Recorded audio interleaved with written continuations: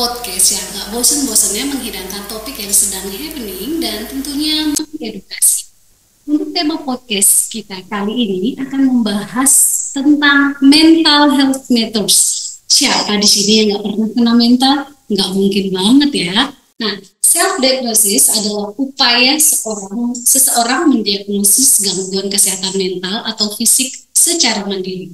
Biasanya lewat pencarian informasi di internet, media sosial, atau pengalaman pribadi. Misalnya nih, seseorang merasa cemas, lalu menyimpulkan dirinya mengidap gangguan kecemasan umum tanpa konsultasi profesional. Nah, hari ini kita akan kupas tuntas bersama supaya kita nggak salah-salah nih dalam mendiagnosis kesehatan mental kita. Karena itu, Stella Maris School sudah mengundang narasumber untuk sharing bareng terkait mental health matters. Jadi tidak perlu berlama-lama lagi, kita sudah kedatangan tamu yang istimewa. Kali ini seorang ahli clinical psychologist, Miss Sriana Siwambi, MM MPSI. Jadi Miss Ana ya panggilannya, seorang psikolog atau clinical psychologist. Baik, mungkin boleh dari hai ke Hai, Mami salam Devi. kenal parents. Perkenalkan nama saya Triana Sihomi, biasanya dipanggilnya Anang. Miss Ana. Ya, Anang. Oke, oh ya, sebelumnya saya akan memberitahu untuk Mami, Dedi, dan teman-teman di rumah, kalau hari ini kita selalu nih, itu ya, podcast selalu ada giveaway. Jadi bagi Mami, Dedi, dan teman-teman di rumah yang memiliki pertanyaan terbaik dan pastinya beruntung, jadi kalau ada yang mau tanya, langsung aja nih ketik pertanyaannya di chat room dengan formatnya nama, garis miring nomor telepon, domisili, dan pertanyaannya. Baik, eh, kalau kata pepatah kan tak kenal maka tak sayang gitu ya di sana. Nah kita mungkin kenalan lebih dalam lagi nih. Kalau tadi kan kita tahunya Miss Ana nih psikolog Clinical. klinikal. Nah itu apa sih Miss dan sudah berapa lama menjadi psikolog klinikal? Oke, jadi awalnya itu saya berkarirnya justru bukan jadi psikolog. Jadi berkarirnya itu S1-nya memang harus psikologi. Habis itu saya lanjutin ke S2-nya itu manajemen, terus baru S2 lagi untuk ngambil profesinya. Jadi kalau misalkan ditanya berkarir, untuk di psikologi ini kurang lebih 2 tahun. Tapi sebelumnya masih ada kerjaan gitu ya. Jadi sebelumnya kerja juga di beberapa perusahaan yang mana backgroundnya itu di marketing sama sales juga gitu loh. Baru langsung kayaknya udah puas deh di dunia ini. Ya udah deh melanjut lagi deh. Akhirnya sekolah dan ambillah profesi psikolog. Nah, psikolog yang aku ambil tuh psikolog klinis, Miss Farah. Oke. Jadi di dalam psikolog itu ada biasanya dibagi menjadi 3 major. Jadi yang pertama itu psikolog industri dan organisasi, itu biasanya HRD. Nah, terus yang benar mereka melakukan apa learn and development di dalam suatu kantor, habis itu payroll dan lain-lain. Terus yang kedua itu psikolog pendidikan atau psikolog anak. Nah, yang di sekolah gitu-gitu ya. Itu biasanya ada tuh psikolog pendidikan.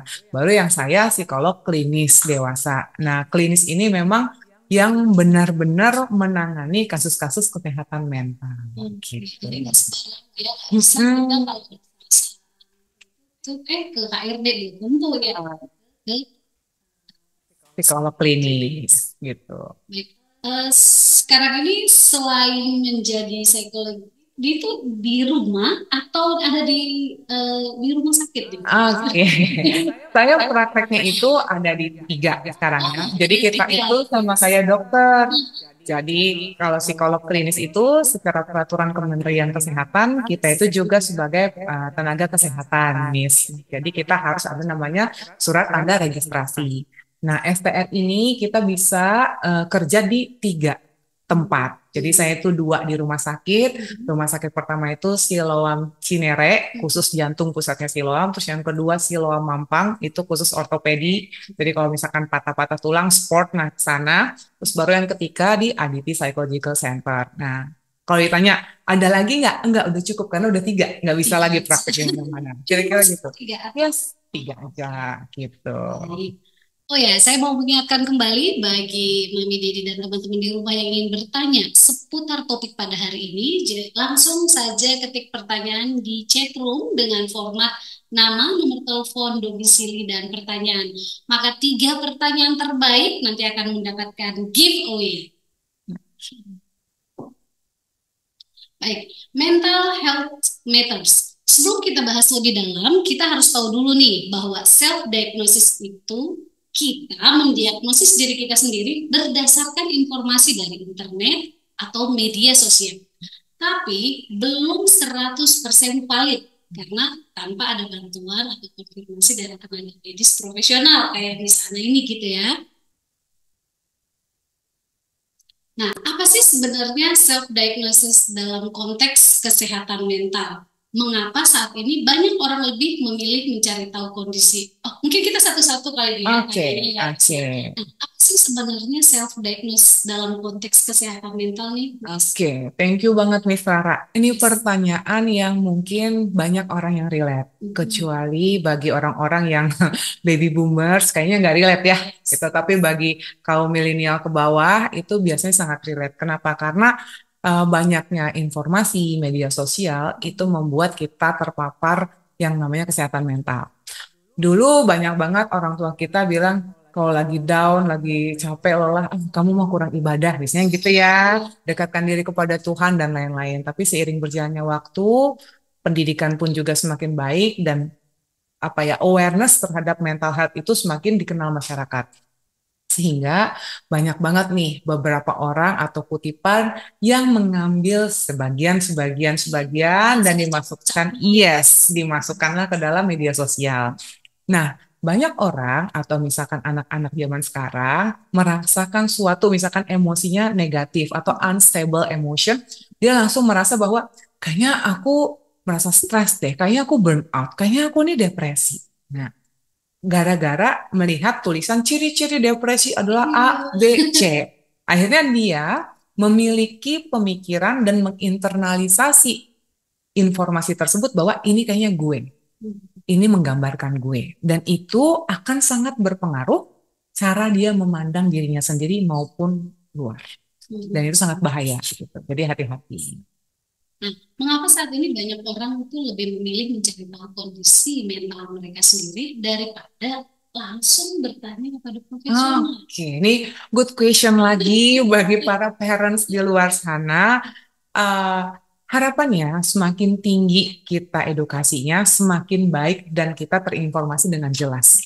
Bahwa ke psikolog itu zaman sekarang bukan karena dia sakit jiwa, Iya. bukan. Jadi bukan ke psikolog atau ke psikiater tuh bikin malu. Nggak juga, Bu. Justru anak-anak zaman sekarang yang orang tuanya juga well educated, mereka sangat memberikan kesempatan ke anak-anaknya untuk datang ke psikolog untuk apa, Bu, biasanya? Satu, potensi, minat, dan bakat. Jadi dia tahu nih, ini anaknya nih ke sini.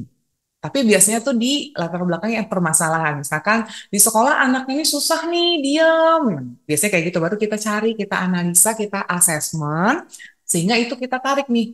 Oh, ini untuk minat dan bakat ya. Gak apa-apa kok datang ke psikolog, nggak menjadi aib bagi keluarga. Kira-kira gitu. Apa nih resikonya jangka panjang jika kita terus mengandalkan self diagnosis tadi Oh, atau langsung kayak langsung diagnosis sendiri gitu? yes. Nah, kita harus pahami dulu, Miss. Manusia ini kita tuh terdiri dari tiga ya, Miss ya, secara psikologis. Yang pertama itu pikiran kita, yaitu kognitif. Yang kedua itu perasaan kita, afektif. Baru yang ketiga tuh perilaku, atau yang biasa kita sebut di dunia psikologi itu psikomotor. Jadi kalau misalkan Miss bilang, kok ngomong sama psikolog enaknya dia kayak tahu isi pikiran perasaan kok enggak, kita semua enggak kayak gitu. Kita bukan dukun gitu ya, kita bukan fortune teller, enggak. Akan tetapi kita mempelajari itu. Jadi kalau misalkan Miss tadi bilang nih, resikonya kalau misalkan kita itu selalu mengandalkan self-diagnose, seperti apa? Pertanyaannya dia hanya bertahan dengan pemikirannya saja, berarti mengedepankan rasionalnya. Suatu saat kalau misalkan dia seperti itu terus, menurut Miss nih, bisa nggak kita kasih advice ke dia? Dia akan merasa pikiran itulah yang benar. Habis itu yang kedua, bisa nggak dia menetralisir atau ngebalance emosinya? Susah kan? Karena dia merasa kalau gua sedih sedih banget, kalau gua senang senang banget. euforia tinggi banget. Tapi pas dia sedih, lagi low banget. Terus ketika kita jangan sedih deh gini, tidak akan bisa. So, hati-hati karena belum tentu dia disorder, belum tentu dia mental health. Tapi karena tadi dia udah membaca itu dan menginternalisasi, akhirnya dia akan berperilaku sama seperti informasi yang dibaca. Dan itu bahaya.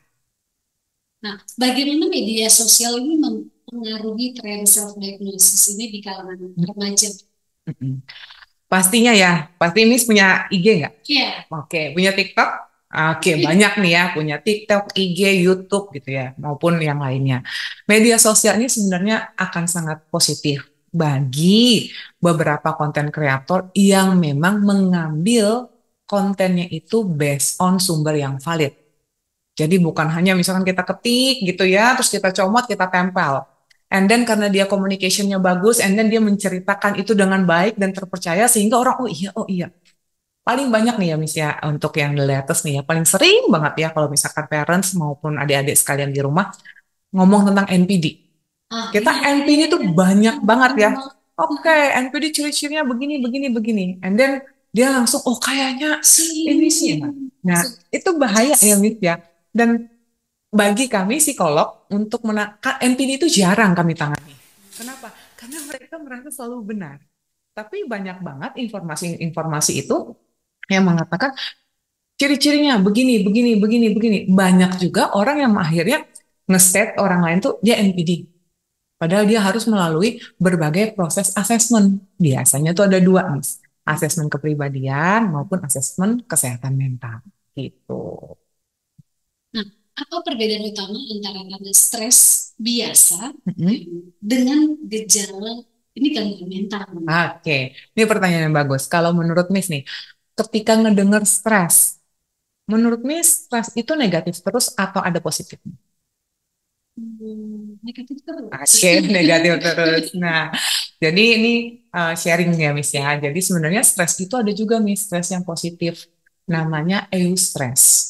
Tapi kalau stres itu yang negatif, namanya distress. Nah, eustress itu yang seperti apa sih? Misalkan nih, Miss ada deadline atau KPI, atau anak-anak nih yang ada ujian. Dia tahu ujian ini sebagai sumber stresnya. Tapi kalau anaknya tetap termotivasi dan tetap berusaha untuk melatih diri supaya perform di ujian, akhirnya dia les dan lain-lain, itu menjadi eustress. Positif. Yes, karena dia memotivasi untuk menjadi lebih baik. Tapi kalau misalkan stres ini dipandang anak tersebut sebagai distress atau yang negatif, dia biasanya menjadi ini suatu hambatan bagi dia untuk tidak bisa perform. Jadi stresnya selalu dipandangnya ini nggak bisa nih obstacle, aku nggak akan bisa mampu dan lain-lain. Nah itu namanya distress. Perbedaannya dengan gejala gangguan mental itu Miss, basic things-nya adalah dia tidak mampu berfungsi secara sosial. Itu dulu. Misalkan gimana sih Kak Ana? Misalkan kalau dia nggak sekolah, kurang lebih berapa lama biasanya minimal tuh ya, ada beberapa kategori, tapi pada umumnya selama 14 hari, jadi 2 minggu berturut-turut dia nggak sekolah, atau dia nggak tidur berturut-turut, atau dia tidur terus berturut-turut. Nah itu segera dibawa ke profesional, baik itu psikiater maupun psikolog, karena itu udah salah satu simptom gangguan kesehatan mental. Bagaimana perbedaan antara self-awareness terhadap kondisi mental dan self-diagnosis? Oke. Bagus ya, nih pertanyaan yang menurut saya hari ini wajib nih didengar para adik-adik semua. Kita semua nih harus kita bekali diri kita tuh untuk aware terhadap diri kita. Yang pertama, siapa sih aku ini? Yang kedua, usia aku nih berapa? Yang ketiga, aku sekarang nih tugas dan perannya apa sih? Biasanya baru tuh mulai aware. Oh, aku nih anak Stella Maris, kelas 3 SMA. Sebentar lagi aku akan sekolah atau kuliah. Aku kira-kira passionnya kemana? Nah, itu tuh mulai tuh awareness. Penting nggak? Itu sangat penting. Jangan sampai nanti, Miss, kalau misalkan nih, si A ditanya, si A nanti kira-kira setelah sekolah mau kemana? Nggak tahu. Hah? Kok nggak tahu? Iya, nggak ngerti. kamu sukanya apa? Nggak ada. Atau semuanya aku suka. Jadi dia tidak aware terhadap siapa dirinya. Itulah yang akhirnya membuat self ini atau diri ini kebingungan. Tugas para parents di sini sangat penting, which is itu usia 15 sampai 18 tahun. Kenapa? Karena disitulah kita mulai mulai mengarahkan sesuai minat dan bakat anak. Jangan sampai anaknya kebingungan, and then dia bingung tanya sama siapa, akhirnya dia bertahan sama dirinya sendiri, dan ternyata dia bertahan dalam kebingungan. Biasanya yang nge-influence biasanya siapa? Teman-teman. Jadi temannya A ikut, ikut A. Temannya B ikut, ikut. Tapi ternyata tidak sesuai dengan kepribadian minat bakatnya. Kira-kira gitu. Nah, banyak orang mengandalkan internet dan media sosial untuk mengenali gejala gangguan mental. Seberapa akurat informasi yang beredar di sana menurut misalnya? Oke, jadi kalau ditanya media sosial ini akurat atau tidak, depend on resourcesnya. Jadi kalau kita berbicara mengenai gangguan mental, itu resourcesnya cuma ada dua, Miss. Itu standarnya udah internasional. Jadi kita seluruh psikolog, psikologis maupun itu psikiatri, dokter psikiater, itu kita akan berpacu pada sekarang ini namanya DSM-5-TR. Diagnostic and Statistical Manual Test Revision, Text Revision. Jadi itu udah direvisi 5 kali gitu ya, based on seiring berjalannya waktu. Kalau misalkan mau tanya atau mau membaca secara rinci mengenai kesehatan mental, di sana kitabnya. Jadi itu kitabnya psikolog maupun psikiater. Terus yang kedua apalagi kitabnya yaitu apa? American Psychology Association.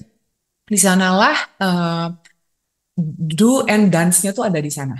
Jadi kalau misalkan ngelihat apa sih definisinya A gitu, bukalah di dictionary-nya apa, nah itu ada keluar, nah itu bisa terpercaya nih, karena semuanya kita ke sana ininya apa kiblatnya gitu. Nah, sumber informasi kesehatan mental apa saja yang tadi udah ya. Sumber informasi kesehatan mental apa saja yang terpercaya dan bisa diandalkan secara sosial. Yang tadi itu ada. Next script. Nah, kapan seseorang sebaiknya mencari bantuan profesional dibanding mencoba memahami sendiri kondisi? Oke, yang pertama pada saat individu tersebut sudah tidak bisa nih, Miss. Antara pikiran, perasaan, sama perilaku udah tidak sejalan. Jadi kalau misalkan nih, aku nih sedih ya, tapi dia selalu ketawa. Hahaha, sampai suatu saat dia ngerasa, kok aku kayak nggak bukan diri aku ya? Kok aku nggak tahu ya, ini aku atau enggak ya? Ini yang aku mau atau enggak? Nah itu bisa tuh langsung konsultasikan ke psikolog atau ke psikiater. Jangan tunggu sampai penyakit tersebut jadi tingkatannya tuh severe. Jadi kalau di kesehatan mental itu ada yang dari pertama tuh mild. Mild itu yang sedang, yang paling ringan, yang kedua itu moderate, habis itu yang severe. Jangan sampai pas ya dihindari ya atau diminimalisir, tapi biasanya banyak banget pasien-pasien saya tuh yang udah datang tuh severe. Severe itu yang tadi, makannya nggak makan, tidurnya nggak tidur, atau tidurnya kebanyakan, atau misalkan paling parah apa sih Mbak Ana? Tingkatan kesehatan mental yang paling parah itu ya klasternya ya skizo. Skizo itu ya dia punya halusinasi, delusi, yes, dan itu yang sangat sulit untuk pengobatan. Gitu, gitu sih. Apa langkah awal yang bisa diambil jika seorang merasa ada masalah dengan kesehatan mental? Datang ya, pasti. Yang pasti datang. Yang kedua, seandainya dia udah aware tadi ya, dia udah aware gitu ya, dia udah paham bahwa nih gue kayaknya butuh nih teman, lebih bagus bercerita lah. Jadi cerita ke papa, mama, ke sahabat dulu. Biasanya dari situ, dari cerita, kita akan mendapatkan apa, Miss? Perspektif. Another perspektif yang sangat different dari yang kita miliki. Yes. Biasanya kan gitu, aku kayak gini. Biasanya temannya bilang, oh nggak apa-apa. Ini teman yang positif ya, ada juga teman yang negatif. Tapi biasanya kita carilah yang positif. Biasanya, oh nggak apa-apa, mungkin memang tahapnya begini. Mungkin ini memang fasenya kita memang berjuang. Berjuang tuh biasanya memang penuh dengan tantangan gitu. Tapi kalau misalkan dia diem, dan dia hanya ada di dalam pemikiran, dan dia nggak keluar, bisa dibayangkan nggak keriuhan yang ada di otaknya? Dia pasti akan ngerasa, apa ini salah ya? Apa ini benar ya? Apa ini nggak tepat ya sama aku. Apa ini membanggakan mama papa aku ya? Selalu ada yang kurang dari dia. Jadi kalau misalkan udah ngerasa seperti itu, ya udah ngomong dulu. Habis itu misalkan orang tuanya juga misalkan sulit ya untuk melakukan pendekatan, ya dibawa ke psikolog atau ke psikiater gitu.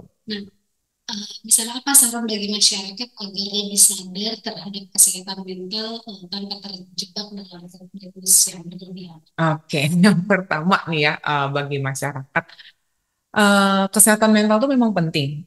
Kita tuh harus sadar bahwa bukan cuman fisik yang sehat, tapi mental kita. Kenapa? Karena orang yang sehat fisik maupun sehat mental, pasti outputnya akan baik. Baik itu dalam bekerja, berkeluarga, dalam dia mendidik anak. Jadi jangan disepelekan. Yang kedua, bagi masyarakat juga harus paham bahwa kesehatan mental itu bukan sesuatu aib. Jangan lagi ada di persepsi datang ke psikolog tuh kayak kayak orang dengan gangguan jiwa, ODGJ gitu. Enggak, datang ke psikolog atau ke psikiater itu untuk bisa memaksimalkan potensi. Itu juga bisa jadi. Jadi jangan cuma langsung negatif gitu ya. Terus yang ketiga, kalaupun misalkan individu tersebut memiliki gangguan mental, kita jangan mendiskriminasi.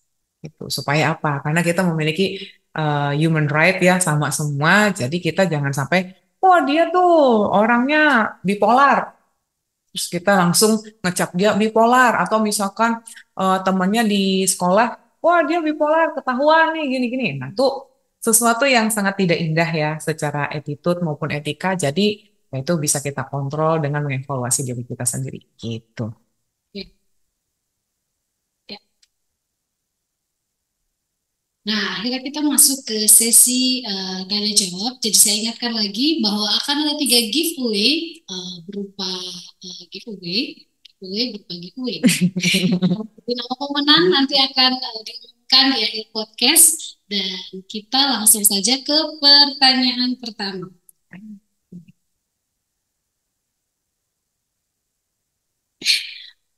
Oke, pertanyaannya masih dikirim, Miss. Nggak apa-apa, nggak apa-apa, Mi. Oh, tadi tuh menarik tuh, Miss. Nah, aku bilang ada tingkatan stres ya, yang ringan ini sampai skizofrenia itu. Ya. Jadi skizofrenia itu adalah tingkatan yang paling parah ya. Yang paling parah. Jadi memang aku nih orang awam nih ya, mungkin ada beberapa mami dedi di rumah atau di rumah bertanya-tanya. Jadi apakah ada orang terlahir gitu ya, udah langsung punya skizofrenia Iya. atau itu semua adalah tahapan gitu. Jadi ada pengaruh lingkungan, ada itu. Oke. Nah, skizofrenia itu memang diturunkan. Jadi ada yang diturunkan. Tapi dia akan muncul atau tidak lagi itu tergantung tadi perkembangan, tahap perkembangan baik itu di dalam perkembangan fisik maupun sosialnya. Jadi kalau misalkan ibunya ini sudah didiagnos skizo. Apakah A memiliki kemungkinan kena skizo? Yes. Ya. Yes. Nah, tapi biasanya kalau sudah kayak gitu, kita memang sangat memberikan ini ya suggestion yang memang kolaborasi ya dengan para psikiater. Karena anak-anak skizo atau orang individu dengan skizofrenia itu sulit untuk tidak makan obat, Miss. Jadi dia harus makan setiap hari minum obat. Untuk apa? Mengontrol. Jadi skizo itu dia udah sembuh enggak? Dia itu terkontrol dengan cara apa? Minum obat. Nah, pemikiran yang salah biasanya setelah dia melewati fase-fase yang berat, biasanya enggak kok gua udah normal, akhirnya dia nggak minum obat. Nah, itulah yang namanya efek domino. Dia nggak minum obat, akhirnya nanti kenceng lagi halusinasinya, kenceng lagi delusinya. Iya, makanya kalau misalkan Miss sama misalkan Mami atau Dedi di rumah, melihat tuh ada yang tiba-tiba ngelihat neneknya ngebacok, ingat nggak berita akhir-akhir ini di Sulawesi? Nah, itu karena dia ngedengar bisikan. Nah, mungkin berjalannya dia tumbuh itu dari sisi silsilah keluarga, genogramnya ada yang sudah skizo, ditambah dengan perkembangan dirinya, itu semakin membuat dia buruk, akhirnya pecahlah dia dari self. Jadi dia nggak ngerti, ini dirinya dia atau enggak. Biasanya kalau orang-orang skizo itu, Miss, dia membayangkan dirinya jadi siapa. Jadinya kalau misalkan Miss minta, wahamnya apa sih Mbak Ana? Ada waham kebesaran. Jadi itu grandios namanya ya, grandios. Dia memiliki pemikiran bahwa ini gue yang paling besar. Atau nih gue utusan Soekarno. Atau nih gue utusan Tuhan. Gitu. Nah itu berarti ya. Yes, aku keturunan Syekh siapa? Atau aku ini berasal dari luar angkasa. Nah, itu kalau kita gali-gali lagi asik nih. Saya juga kangen, kangen sih ya. Dulu waktu saya di RSJ Lawang. Terus ada juga nanti skizo yang kalau misalkan parah, dia membuat kalau waktu-waktu saya ini ya praktek di RSJ Lawang, Jawa Timur, anak ini usia 15 tahun. Jadi onsetnya tuh remaja sampai 21 tuh onset tuh pertama kali gejala kelihatan. Berarti range-nya di usia 15 sampai dewasa awal, Miss. Jadi kalau misalkan Miss bilang 5 tahun kelihatan nggak Mbak Ana? Nggak kelihatan. 10 tahun nggak kelihatan. Onsetnya tuh biasanya di 15 sampai 21 tahun. Nah, itu anak 15 tahun itu, anaknya kalau di kayak gini kita ngomong, dia manis. Manis gitu ya. 5 menit kemudian dia jadi harimau. Persis dengan gayanya membungkuk, persis dengan cara nyeringai dan suaranya. Benar, benar, benar. Saya mau. Dia memang Miss. Nah, itu kan kita kayak misalkan kita orang yang kita yang memang benar-benar kita sehat secara mental, kita merasa kayak wah kok bisa ya kayak gitu ya. Atau misalkan waktu saya di Jawa Timur itu sangat erat ya Miss ya kayak diguna-guna orang gitu loh Miss. Terus dia punya yes gitu. Nah, itu ada yang bisa naik naik tembok lengket, tangannya lengket kayak cicak. Nah, itu memang dia kayak gitu. Nah, setelah kita probing, kita konselingkan ya memang ada tragedi di dalam diri dia semasa dia masih masih 10 tahun dan itu sangat membekas dan tidak bisa di recover dia dan itu menjadi beban hidup dan akhirnya pecahlah dia dari sel. Nah, itu udah severe. Oh, udah Ya. menarik nih. Ini kita mulai ke pertanyaan pertama dari Ibu Aisyah Safanur Nabila di Jepara. Jauh ya. Jepara, Ya, sama-sama Ibu Aisyah. Pertanyaannya, bagaimana pengaruh media sosial terhadap meningkatnya tren self-diagnose dan bagaimana cara memilih informasi kesehatan mental yang benar agar tidak menimbulkan kesalahan? Oke, yang pertama kita media sosial itu ya, ibu maupun parents di rumah, jangan sampai kita hanya mencari yang viral. Ingat ya, kita harus bisa melihat ini sumbernya dari mana. Misalkan tadi kita ada DSM-5TR sama apa, apalagi sih Mbak Ana, oh bisa kalau misalkan dilengkapi dengan jurnal pendukung. Nah, itu yang menjadi acuannya kita. Sehingga kalau misalkan kita bilang, tapi kan aku udah baca nih ada nih pasien aku yang memang pinter-pinter biasanya ya. Eh, aku udah baca DSM-5TR nih Kak. Menurut ini aku semuanya dari 9 ini aku 7-nya iya. Menurut dia, tapi tidak dites. Bisa nggak itu dia langsung ngangkat eh, conclusion bahwa iya ini aku gangguan mental? Enggak, belum tentu.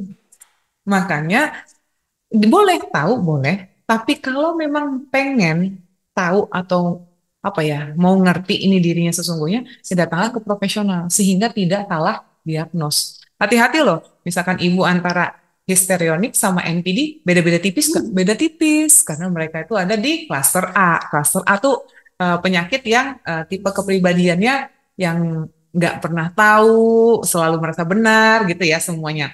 Itu psikopat segala macam ada di daerah situ.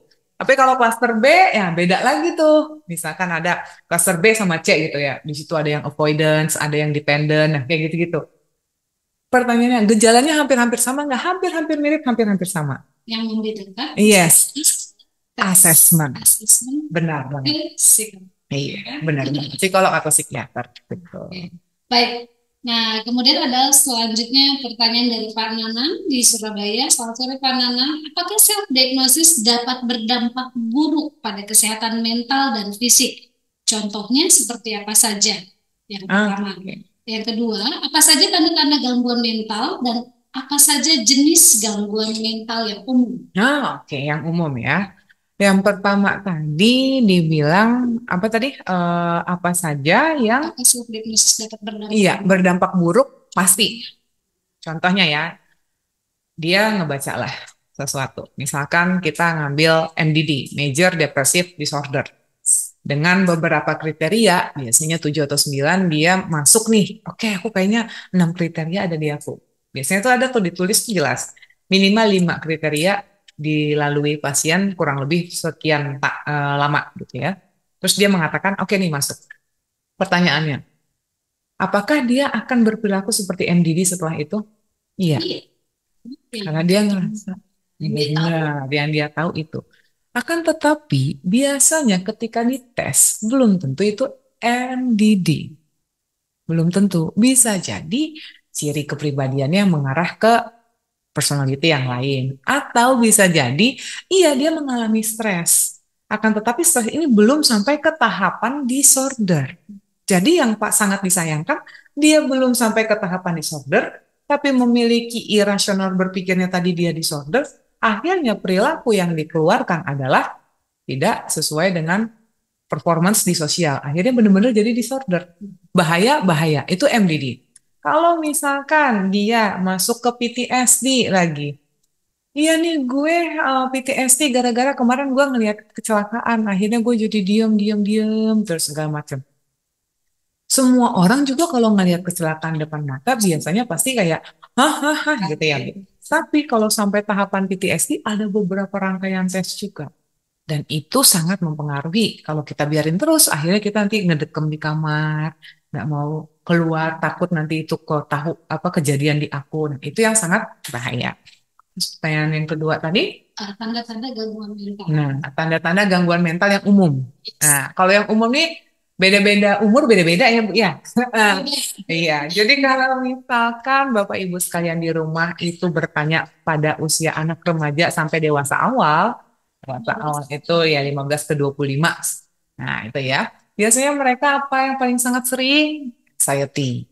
Anxiety itu anxiety itu kayak gedenya ya Pak ya, kayak anxiety namanya. Tapi di bawah itu tuh banyak, ada GAD turunannya. GAD itu generalized anxiety disorder. Turunannya lagi apa? Ada lagi panic attack disorder. Ada lagi yang namanya OCD. Jadi banyak, Bu.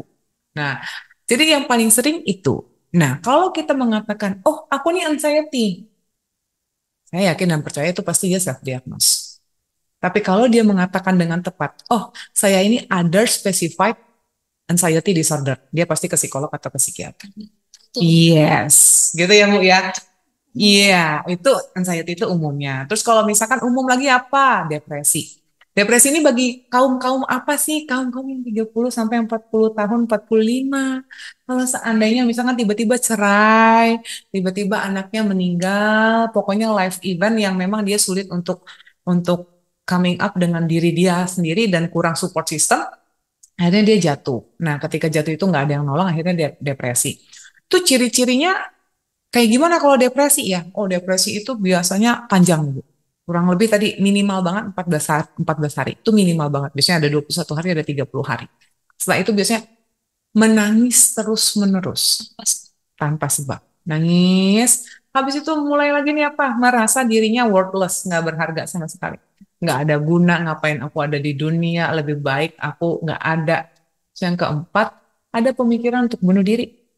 Nah, itu udah tahap depresi. Jadi bunuh diri yang kayak gimana Bang? Ya, ada dua. Ada yang cuma di pikiran, ada yang udah dieksekusi. Nah, itu pun menentukan keparahan, tingkat keparahan tadi dari suatu mental disorder. So, beda-beda. Tapi kalau misalkan yang sekarang lagi rame, kalau misalkan bagi pekerja gitu ya Bu ya, kelompok-kelompok pekerja, bos-bos gitu ya, atau misalkan karyawan yang melihat atasan-atasan, misalkan yang dimanapun itu yang pasti bukan Stella Maris, misalkan ya. Nah, itu biasanya ada tuh, wah ini bos gue tuh NPD banget, baru satu gue direvisi terus, ini direvisi terus, baru ngomong udah salah aja dia paling benar, belum tentu dia NPD loh. Tapi dengan gampangnya kita ngomong si A ini NPD.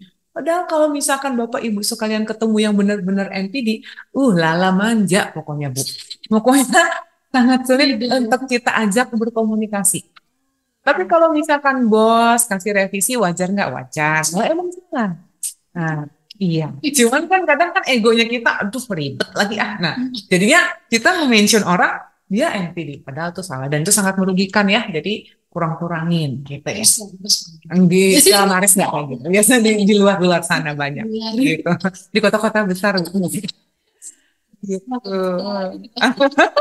Pokoknya sering terjadi di kota-kota besar yang gitu.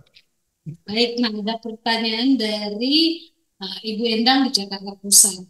Bagaimana cara agar kesehatan mental kita tetap Wah, ini ya tips and trick ya Bu ya, tips and trick supaya kita memaintain kesehatan mental kita. jangan baper? Jangan baper ya bisa bisa dirasakan gitu gitu. Tapi jangan sampai kita semuanya nggak dibaperin, salah juga. Yang pertama Bu tingkatin dulu tadi pertanyaannya self awareness kita. Oh, sadari Siapa kita, ini kita usia berapa, tugas dan tanggung jawab kita siapa, menantu, anak, ibu, suami, istri. Itu penting banget. Jangan sampai kita nggak tahu diri kita siapa, and kita ngambil action yang merugikan diri sendiri, bahkan orang lain. Contoh, nih ya, contoh aja ya Bu ya, yang sering banget saya tangani dari bulan Oktober sampai Februari, perselingkuhan. Oh, Ya, ini contoh banget ya. Jangan sampai kita nih sudah ada istri, sudah ada anak yang paling ini ya, paling yang latest banget, udah anaknya 6. Sudah usia pernikahan ke 20 tahun. Tiba-tiba melakukan perselingkuhan. Pertanyaannya, sangat berefek nggak ke diri anak dan keluarganya? pasti. Akankah anaknya menjadi happy? Akankah anaknya bisa perform dan percaya diri di lingkungan? Yes. Dan itu yang menjadi luka, yang namanya wound bagi anak-anak ini. Jadi kayak inner child-nya ngerasa, wah papa aku kenapa gini? Gitu. Padahal peran papa tuh dalam keluarga apa? Peran papa itu secure. Secure tuh di dalamnya ada tanggung jawab, ada dapat dipercaya, ada sandang papan tangan, pelindung. Nah, ya, itu semua tuh di teori manapun sama, Bu. Tapi gara-gara dia tidak aware, ini tugas aku apa di dalam peran lingkungan sosial, tanggung jawab pekerjaan, akankah jadi hancur? Hancur. Jadi kita self awareness dulu. Yang kedua, jangan lupa me time. Oh, jadi me time itu Me time tuh penting ya Bapak Ibu semuanya ya. Penting me time-nya misalkan apa? Bisa baca buku, bisa berolahraga, bisa kumpul sama teman. Kenapa itu penting? Karena itu kayak recharge our energy. Ibu mungkin kita ya ibu dari rumah sampai ke sekolah. Berapa banyak stresornya? Di jalan macet. Belum lagi kita udah mau telat. Pasti kan tuh kayak stresor sendiri bagi kita. Otomatis perlu nggak dibalance? Perlu. Tapi yang kenyataannya, aduh udah nyampe jam 5 nih. Udah jam 5 banget. Habis itu Gading Serpong macet. Habis itu sampai rumah jam 7 belum lagi masak nyuci ngepel. Wah, habis itu apa yang terjadi ya? Oh, itu masih belum selesai. PR anak. Ibunya pekerja, PR anak. Selama 1 kali 24 jam, selama 7 hari, selama 365 hari. Nah, ya kan ya. Jadi itu stresor. Jadi butuh banget. Ketika kita share, kasih me time ke diri kita, olahraga, kita menghasilkan endorfin supaya kita happy, ya kan ya. Terus kita ngomong sama teman, kita merasakan, oh di usia ini sekarang emang sama ya, gua malu sama. Oke, kita bestie nguatin. Kalau misalkan kita lagi membaca buku, oh iya ya, jangan nganggap diri kita pintar juga terus-terusan. Bacalah buku. Dari buku itu kita ngelihat sumber pengetahuan. Itu akan menambah hikmat kita dalam berperilaku maupun berpikir. Sehingga itu meningkatkan mental health kita. Kira-kira itu tips and trick 3 dulu gitu ya. Menarik ya. Gitu. Oke, kemudian ada dari Ibu atau Miss Putri di Serpong. Pertanyaannya, kapan sih waktu yang tepat kita harus meminta bantuan ahli? Karena sakit mental itu tidak ada tanda-tandanya. Mungkin menurut dia ya, tidak ada tandanya. Oke. Jadi kalau misalkan sebenarnya ada tandanya, Bu. Tandanya apa? Tandanya adalah ketidaksesuaian antara apa yang kita pikirkan, kita rasakan, sama yang kita lakukan. Contoh, Ibu hari ini senang nggak? Oke, sebelumnya kita buat situasi. Situasinya di rumah, lagi marah-marah, Ibu misalkan sama suami debat sama sekolah anak. Ibu pengennya sekolahnya yang bagus banget, suami bilang nggak usah gitu. Yang penting di sekolah manapun anak itu oke. Terus ibu diam. Terus nanti ditelepon nih mertua lagi. Kamu ngapain sih sekolah mahal-mahal? Ya udah ikutin suami aja. Ibu diam terus. Pertanyaannya, ibu sampai sekolah kerja. Ibu ditanya, are you happy? Are you fine? Saya jawabnya, ya I'm fine. Oke, biasa aja. Nah, hal-hal yang kayak gitu, iya gue biasa aja. Gue nggak tahu, gue nggak ada yang masalah kok. Mana ada masalah? Nah, itu masuk namanya tahapannya denial perasaan. Wajar nggak kita ngerasa kesel? Wajar. Oh iya nih gue kesel. Tapi ini masih bisa gue kontrol. Ya emang kayak gitu tuntutannya. Kalau misalkan gue jadi suami, gue empati bisa lah maksud di pandangan suami itu seperti apa. Tapi gue emosi tadi. Kenapa kita ngomong tiba-tiba jadinya berantem? Itunya diakuin dulu. Jangan sampai nanti ibu ngerasa nggak apa-apa, nggak apa-apa. Kalau ibu terlalu nggak apa-apa terus, habis itu ibu moodnya juga jadi turun. Nah itu tanda-tanda bu yang ibu abaikan. Yang ibu jadinya enggak kok gue baik-baik aja kok. Nggak usah psikolog. Ujung-ujungnya besok, iya gue disuruh ngedenger ya tadi kayak pasien saya tadi pagi. Habis dia kedapatan suaminya selingkuh, balik lagi ya pasien saya tadi selingkuh, dia ngedengar ada bisikan nyuruh dia ngelompat dari apartemen. Wah, Dia udah nahan, itu kejadian 21 hari yang lalu. Dan setiap hari muncul terus. Pertanyaannya, kalau dia nggak psikolog tadi. sama aja. Ya. Jadi, tapi kalau ditanya, semua keluarga nanya dia baik-baik aja.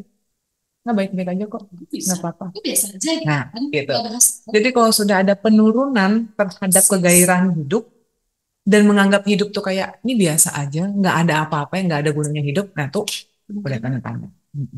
Gitu. Itu tanda-tanda yang harus diwaspadai. Kemudian ada lagi di Luis Armando di Kudus. Jauh-jauh Banyak ya, jauh ya. Iya. Saya mau nanya yang ada di Sulawesi gitu ya nanti. Atau di Sumatera Utara. Bagaimana kita menanggapi orang yang melakukan self-diagnose dan menggunakan diagnosanya untuk membenarkan perilakunya? Misalnya mencuri, bolos kerja, dan lain-lain. Yes. Saya nggak izin masuk dulu, saya tuh apa NCT gitu. Sering ya? Sering terjadi di kota-kota besar lagi yang begini. Biasanya males nih masuk ke kantor gara-gara ada deadline. Jadi dia ngomongnya, oh enggak aku anxiety Pak, mohon maaf.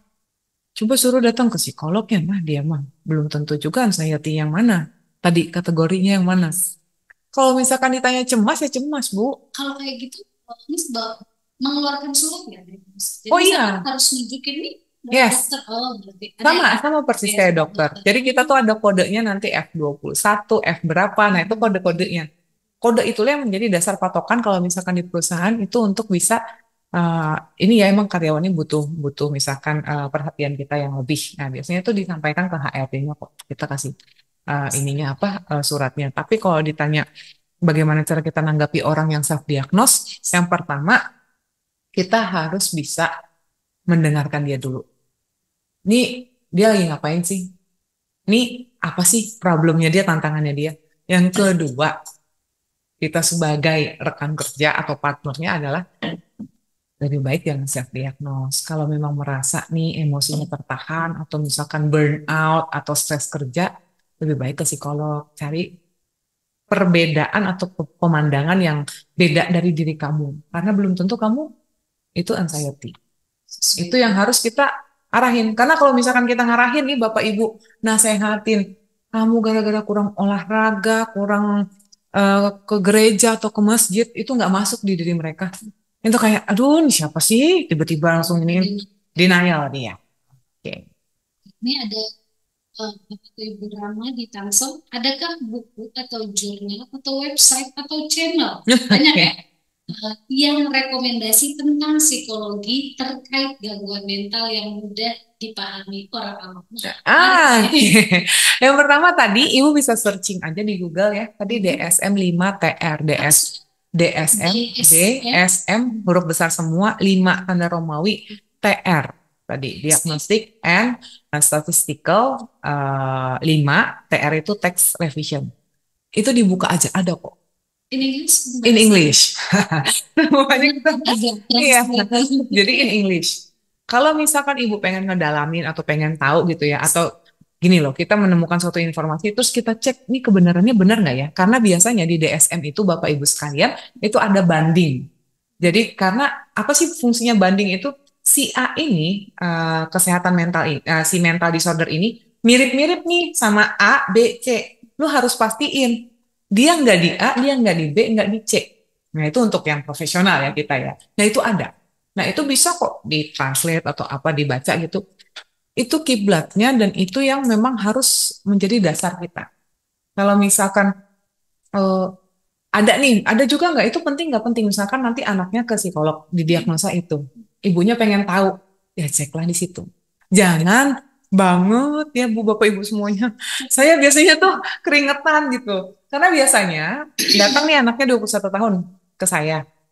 Ibunya langsung ngomong, anak saya tuh ya tuh nggak bipolar, anak saya tuh kan ini kan ini Google nih. Sumbernya ini, sumbernya ini. Ya, iya, kita dengan senyum terbuka menerimanya gitu, tapi kita jelaskan bahwa ini loh hasil asesmennya, ini loh dia memenuhi kriteria ini loh durasinya, sehingga kita mengangkat diagnosa itu bukan hal yang hari ini ibu ketemu saya, habis itu ibu keluar diagnosanya. Jarang ya kita kayak gitu. Misalnya kita ada praduga, habis itu nanti asesmen baru tuh keluar judgementnya, gitu. Karena ada beberapa tahap. Iya. Kemudian ada Aisyah Safa Nur Nabila di Jepara lagi. Mm-mm. Dan ini panjang kayak cerita ya. Oke. Tapi saya baca. Oke. Permisi Kak. Permisi. Mm-mm. Saya ingin menanyakan sesuatu. Saya memiliki teman yang sering curhat kepada saya tentang berbagai pengalaman negatif yang ia alami, seperti pembulian, pengabayan oleh orang tuanya, dan hal-hal lain yang membuatnya merasa tertekan. Sebagai teman, saya ingin membantunya, tetapi ia cenderung hanya mengeluh tanpa berusaha melakukan perubahan pada dirinya sendiri. Hal ini membuat saya merasa lelah secara emosional. Menurut dokter, apa yang sebenarnya menjadi permasalahan dalam situasi ini? Dan bagaimana cara yang tepat untuk membantu seseorang yang terus-menerus berada dalam kondisi seperti ini tanpa membuat diri saya sendiri kewalahan? Oke, paham banget ya. Ini biasanya temennya yang suka ngedengerin, berarti dia listeningnya bagus banget. Kenapa? Karena biasanya kalau kita tuh dipercaya orang ngedenger, berarti tingkat kita menerima informasi itu dia seneng. Nah, unfortunately, ini temennya ngomongin terus dan itu masalah terus. Nah, biasanya ya Bu ya, yang diomongin ke yang kayak gitu-gitu, satu, dia pacarnya udah tahu mukul, terus dia ngomong lagi, terus dia sakit, habis itu dia putus, habis itu beberapa lama kemudian balikan lagi, habis itu dia kelakuan pasangannya kayak gitu lagi, yang di bumpernya tuh jadi temennya, sampai akhirnya temennya muak katanya, lu udah gue bilangin ya dari kapan tahun itu jangan kayak gitu, tapi tetap aja lu lakuin, greget sendiri. Yang pertama tipsnya, dan harus diingat set your boundaries. Ada batasannya. Karena mbaknya kan bukan ada backgroundnya psikologi. Mendengar terus-menerusan hal seperti itu akan membuat dirinya kewalahan. Jadi set boundariesnya batasannya. Oke, misalkan kamu ngomong ini, oh iya kita udah ngomong ini ya, gitu ya. Nanti pandangan saya sih begini. Tergantung kamu pandangannya seperti apa. Tapi ini dari saya. Udah sampai situ. Kalau misalkan diterusin lagi, temannya nanti rilis, dianya yang kayak gitu ya. Jadi itu set boundaries. Yang kedua untuk temannya nanti tips and triknya bisa nih dikasih yang namanya tanya aja, emang masalah kamu apa, kayak tadi awareness, wajar nggak sih kita usia sekarang yang kayak gini, emang bener ya tantangan kita begini, mama papa aku tuh di rumah ribet, nah itu kan biasanya gitu ya, mama papa aku rumah, iya kita tahu mama papanya di rumah ribet, yang kamu bisa lakukan sebagai anak apa saat ini yang kamu bisa lakuin, misalkan saya 15 tahun. Iya, aku jadi malas belajar. Nah, kita sebagai temannya, kamu maunya jadi malas belajar, dan itu nanti efeknya negatif, atau kamu tetap aja belajar, jadikan itu motivasi kamu untuk bisa menunjukkan ke papa mama, ini aku berprestasi loh. Bukan gara-gara masalah itu aku jadi down. Banyak orang yang akhirnya karena nggak aware, masalah itu jadi alasan. Kayak tadi, ke kantor jadi alasan. Nah, kita jadi teman yang baik tuh kita jadikan, kita berusaha untuk menantang dia. Jangan selalu kita validasi dia. Tuh. Nah, Mama, terus nanti sharing lagi nih berdua. Papa mama aku juga begitu, suka ribut, teriak-teriak. Akhirnya mereka berdua ada di suatu lingkaran yang itu aja, Bu. Padahal, oh iya kalau misalnya kayak gitu ya udah kita ngapain nih? Oh kita ke sini. Kita kira-kira berpikir tentang apa ya? Tugas kita udah kelar belum? Sekolah kita gimana? Kita mau les apa? Lebih bagus begitu. Diarahkannya ke yang positif gitu. Ini ada yang nanya lagi, sorry dokter, sorry apa boleh diulang lagi linknya tadi ya? Di chat room mungkin. Oh, link, oke. Mungkin nanti bisa DSM 5 TR, Delta. Delta Sierra Mama, ya. 5, 5-nya Romawi TR. Nah, TR. Ya, VTR, spasi TR. Iya, Nah, benar. Gitu. Iya, itu bisa diketik aja di Google, nanti bisa langsung kelihatan ke Bapak Ibu. Nah, download yang PDF-nya. video. Nah, Kemudian ada lagi pertanyaan dari Rina, bagaimana dengan seorang yang lebih sering memilih silent treatment wah, dan tidak pernah cerita hal pribadinya pada orang lain, dia lebih memilih menyibukkan diri dengan bekerja. Apakah dia sedang mengalami sesuatu dengan kesehatan mentalnya? oh iya pasti Ibu. Eh, Di IG ya, di Reels itu beredar kayak gak usah ceritakan keinginan kamu atau masalah kamu, kan tidak semua teman itu akan respon ya. Nah, ini ya yang tadi Ibu bagus banget nih. Reels itu konten kreatornya kan manusia, otomatis dia akan menulis sesuai dengan experiences-nya dia. Kalau misalkan dia bad terus experiences-nya, maka dia akan menginternalisasikan dan dia akan mengeluarkan itu menjadi konten.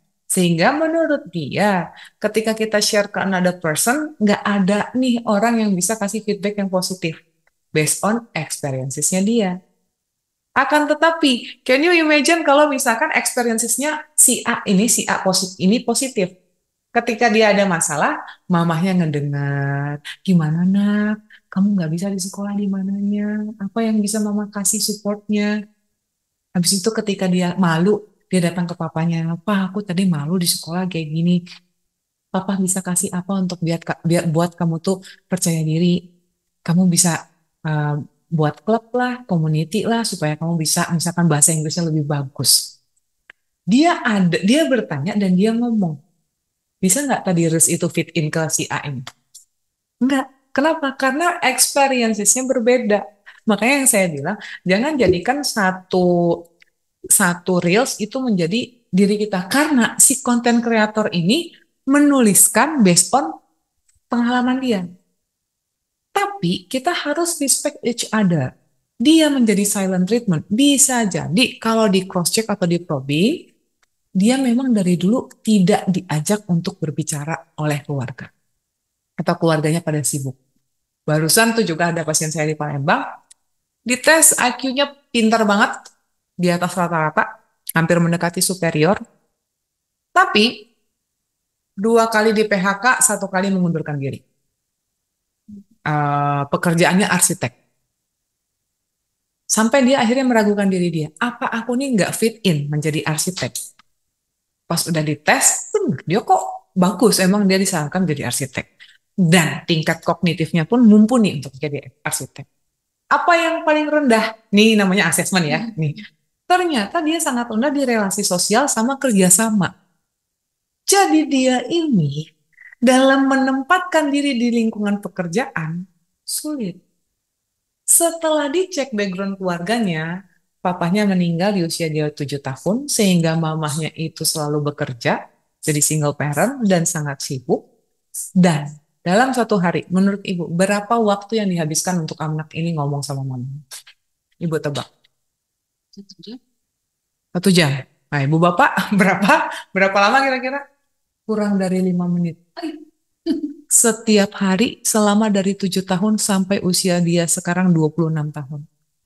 So, kalau dia tanya kita, dia akan jadi silent treatment nggak? Kalau dia nggak ada apa-apa? Iya. Why? Karena dia tidak bisa terlatih dulunya mengutarakan. Makanya ibu-ibu, bapak-bapak di rumah, anaknya pulang sekolah, atau bapak ibu semua pulang kerja, bapak ibu bilang gini, Anak tadi di sekolah gimana? Perasaannya yang ditanya juga. Jangan cuman balik dari rumah, nilainya berapa nak? Ulangannya berapa? Gimana sih? Dari kerja Baru dikerjain. Kan kita nggak mau. Kita tanya, tadi di sekolah ada yang susah nggak pelajarannya? Ada yang kamu bingung nggak? Nah, itu ditanya Bu emosinya. Ya, happy nggak hari ini? Sehingga dia bisa nih mengutarakannya. Sehingga dia nggak akan silent treatment. Jadi kalau ada sesuatu yang diri dia menjadi unstable, dia ngomong, mah, tadi aku di sekolah tuh aku nggak pede soalnya teman-teman aku dapat 100, aku dapatnya 70. Aku remedi. Nah, tugasnya ibu sama bapak, ya nggak apa-apa. Nah, kasih reinforcement positif. Namanya belajar itu selalu harus berusaha. Gagal sekali ya it's okay. Nanti kita coba lagi. Pasti bisa. Yang penting jangan nggak berusaha. Kamu mungkin sekali gagal. 2 kali, 3 kali. Sampai kapan mah aku harus coba? Sampai kamu bisa dan berhasil. Itu tugas kita. Nah, gitu. Ya, oke? Ini Siap. pertanyaan terakhir kayaknya ya, soalnya Oke. ya saya ini eh, Louis di Kudus. Ah, Tapi mengapa ya nih orang yang self diagnosis biasanya justru menolak ke psikolog? oh iya. Aduh, kok aku gitu ya. Iya, Mas Luis, bener banget. Karena mereka selalu mengandalkan pemikirannya, Merasa dirinya paling merasa benar. dirinya paling benar, dan dia denial terhadap suatu jawaban yang asli. Hmm. Dia ngerasa, ya udah, ini gue dengan pemikiran gue ya begini. Dan memang itulah yang menjadi tantangannya kita bersama. Jadi kalau misalkan, nih aku nih cemas, ya kita jangan mudah percaya juga. Gitu. Kalau misalkan, oh ya udah cemas tanda-tandanya gimana? Oh simptomnya kita baca lah tuh ya tadi buku kitabnya kita. Oh ya emang benar nih dia memang ada tanda-tanda gejala. Ya udah ke psikolog aja ya. Kalau dia nggak mau, ya sudah. Jangan jadi kita take over that responsibility. Oh, enggak. Jadi kita jangan terlalu apa ya? Ini tugas tanggung jawab aku harus yakin dan percaya kalau ini adalah bisa aku selesaikan. Enggak gitu. Kalau misalkan kita, yang penting tugas kita ke psikolog lah ya, supaya nggak salah. Nah itu aja. Gitu kira-kira. Baik, ini menarik banget. Kayaknya waktu 1 jam itu nggak akan cukup ya. Kalau aku disuruh ngomong gini, kita bahas ini 2 jam lagi. Juga aku mau. Menarik nih, benar. Siap, Jujur siap, dan siap. yakin Mami Dedi di rumah juga kayaknya we want more gitu ya. Pengen lagi ya. Kayak nanti mungkin kita akan buka sesi selanjutnya mungkin membahas dari sudut pandang yang lain yang pastinya menarik. Nah, sebelum kita akhiri podcast kita sore ini nih, Miss Ana, mungkin ada nggak pesan-pesan dari Miss Ana yang mau Miss Ana sampaikan buat Mami Dedi dan teman-teman di rumah? Oke, Hai parents, hai teman-teman semua. Aku pengen kasih pesan yang pertama, yang namanya mental health itu benar-benar matters. Terus yang kedua, jangan malu kalau misalkan sudah merasa tidak stabil, sudah merasa tidak oke dirinya untuk datang ke psikolog dan ke psikiater, karena kami bukan aib, tapi justru semakin kita cepat menanggulanginya, semakin lebih baik untuk mengoptimalkan performance individu gitu. Terus yang ketiga, kita sebagai orang-orang awam kita harus dan tetap menghargai ya yang namanya orang dengan gangguan kesehatan mental. Jadi kita jangan mendiskriminasikan karena apapun itu semakin kita diskriminasikan, mereka akan sangat takut untuk datang ke profesional dan akhirnya mereka selalu melakukan self diagnose yang pada akhirnya itu sangat merugikan mereka. Kira-kira itu sih.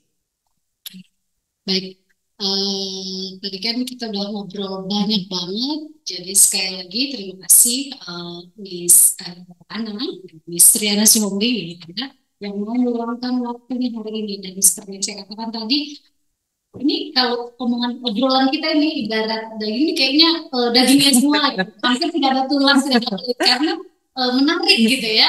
Dan terima kasih sekali lagi untuk Mami, Dedi, dan teman-teman di rumah yang sudah menonton podcast kita ini dari awal.